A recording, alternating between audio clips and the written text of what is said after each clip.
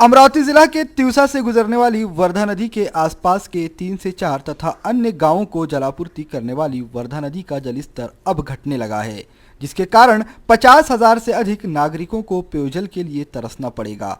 यहां पर जल संकट की भीषण समस्या निर्माण होने लगी है। वर्धा नदी का जलस्तर घटने से यहां के जैकवेल की सेक्शन पाइपलाइन खुली पड़ी है, जिसके कारण इस नदी के पानी पर निर्भर गांव, देहात तथा तिवसा शहर के समक्ष पेयजल की गंभीर समस्या निर्माण हो गई है। तिवसा शहर, भारवाड़ी, गुरुदेव नगर सहित अन्य गांवों को इस नदी द्वारा जलापूर्ति होती है। इस नदी से इन गांवों के लिए पाइपलाइन बिछाई गई है। कम बारिश के कारण यह पाइपलाइन इतिहास में पहली बार खुली पड़ी है। जिन गांवों को यह नदी साल भर पानी उपलब्ध करवाती है, अब इस नदी पर तुष्णतुप्ति करने की नौबत प्रशासन के समक्ष आ गई है।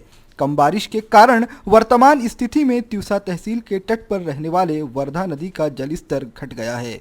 इस स्थिति को देखकर गांव वालों की तुष्णतुप्ति कैसे होगी, यह समस्या निर्माण हो गई है। इस संबंध में अगर जिला प्रशासन शीघ्र तौर पर गंभीरता दिखाते हुए कार्रवाई करे तो जनता को पेयजल की समस्या से बचाया जा सकता है। तिवसा में वर्धा नदी से तथा सतीश वनखड़े के कुएं से जलापूर्ति की जाती है। वर्धा नदी का भी पानी सूख रहा है।